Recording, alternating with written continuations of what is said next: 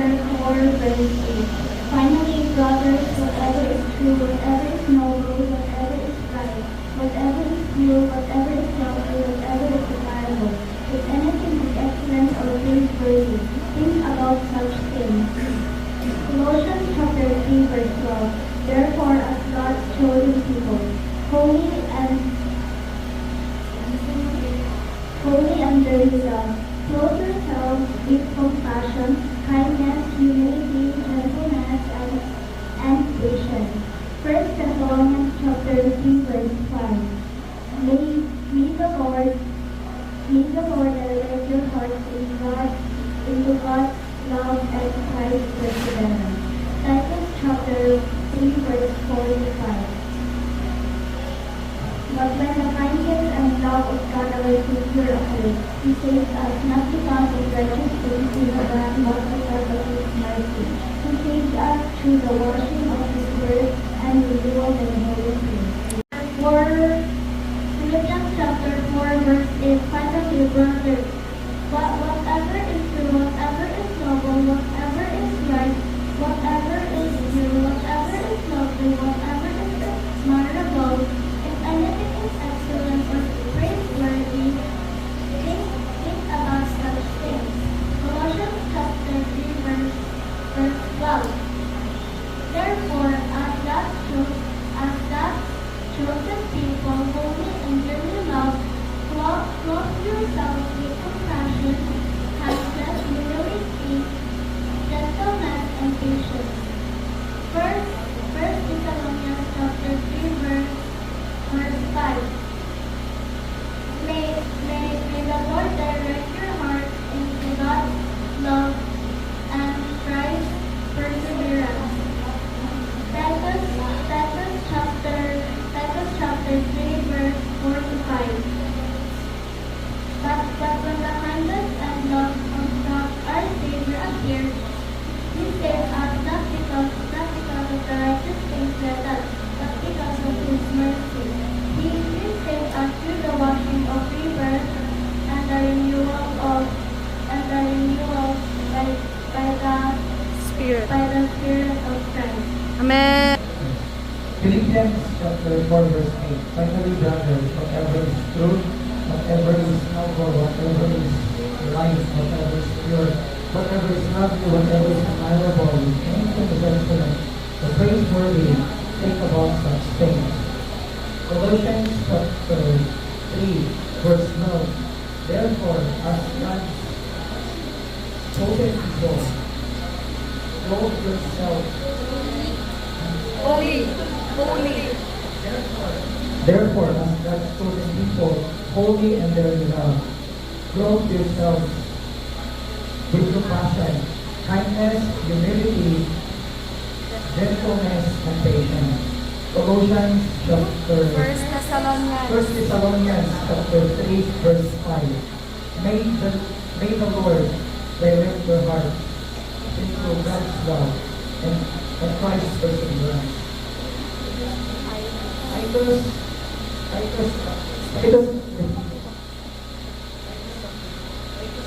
3, verse 3 to 5. 3 to 4. 4 to 5. But when the kindness and love of God our Savior appeared, He saved us not because of the good things we have done, but because of His mercy. He saved us through the washing of the word and the renewal of the Spirit of God. Amen. Chapter 4, verse 8. Finally, brothers, whatever is true, whatever is noble, whatever is right, whatever is pure, whatever is admirable, if anything is excellent or praiseworthy, think about such things. Colossians chapter 3, verse 12. Therefore, as God's chosen people, holy and dearly loved, clothe yourselves with compassion, kindness, humility, gentleness, and patience. 1 Thessalonians chapter 3, verse 5. May the Lord direct direct your hearts into God's love and Christ's perseverance. Titus chapter 3 verses 4 to 5. But when the kindness and love of God, our Savior, He saved us not because of it, but when the kindness and love of God, our Savior, appeared, He saved us not because of righteous things we have done, but because of His mercy. He saved us through the washing of rebirth and renewal by the Holy Spirit. Amen. 4 verse 5.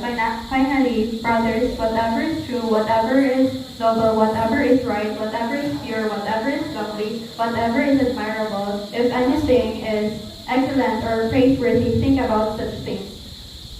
Colossians chapter 3 verse 12.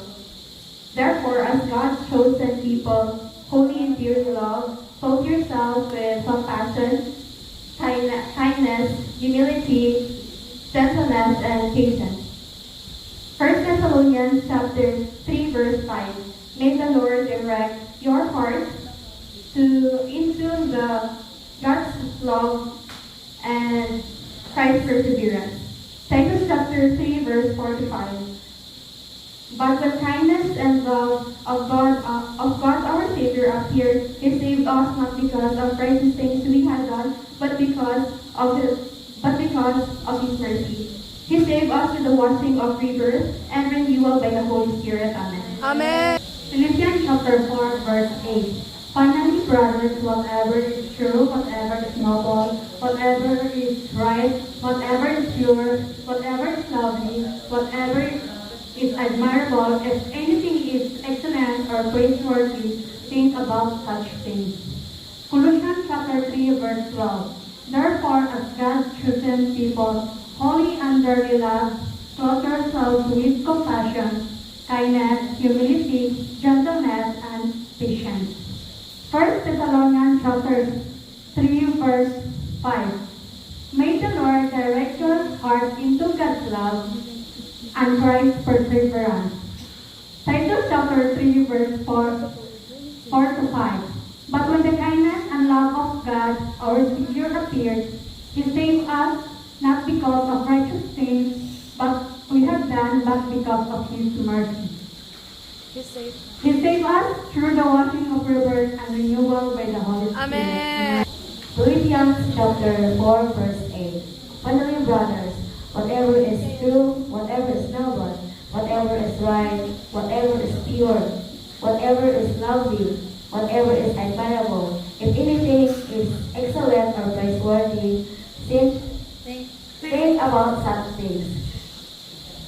Colossians chapter 3 verse 12.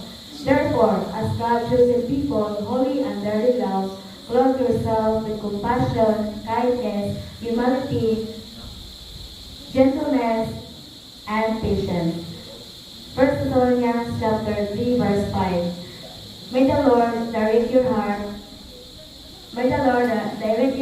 into God's love and Christ's perseverance. Titus chapter 3 verse 4 to 5. But when the kindness and love Of God. our Savior appeared, He saved us not because of righteous things we have done, but because of His mercy. He saved us through the washing of His blood and the renewal by the Holy Spirit. Amen. Philippians 4 verse 8. Finally, brothers, whatever is true, whatever is noble, whatever is right, whatever is pure, whatever is lovely, whatever is admirable, if anything is excellent or praiseworthy, think about such things. Colossians chapter 3 verse 12. Therefore, as God's chosen people, holy and dearly loved, clothe yourselves with compassion, kindness, humility, gentleness, and patience. 1 Thessalonians 3 chapter 3 verse 5. chapter 3 verse 5. But may the Lord direct your hearts into God's love and Christ's perseverance. Titus chapter 3 verse 4 to 5. But when the kindness of God, our Savior appeared. He Save us. saved us not because of righteous things we have done, but because of His mercy. He saved us through the washing of rivers and renewal of the Holy Spirit. Amen.